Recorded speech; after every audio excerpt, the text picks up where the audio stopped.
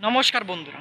আমাদের পশ্চিমবঙ্গের বেশিরভাগ জেলায়, বিশেষ করে দক্ষিণবঙ্গ যেমন কলকাতা, হাওড়া, উত্তর চব্বিশ পরগনা, দক্ষিণ চব্বিশ পরগনা, বীরভূম, এই সমস্ত জেলায় কিন্তু মোষের পরিমাণ খুবই কম। অর্থাৎ মোষ কিন্তু খুব কম পরিমাণে পোষা হয়। তবে কিছু হুগলিতে পোষা হয়।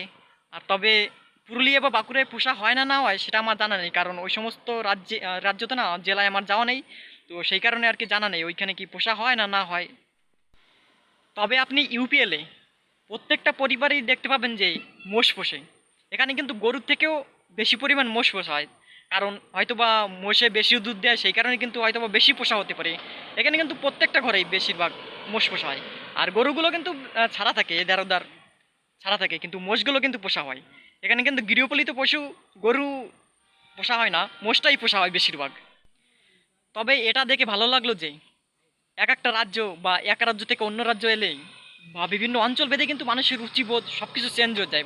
মানুষের গৃহপালিত পশু সব কিছু কিন্তু চেঞ্জ হয়ে যায়। যেমন এখানে এসে সেটা আমি দেখতে পেলাম।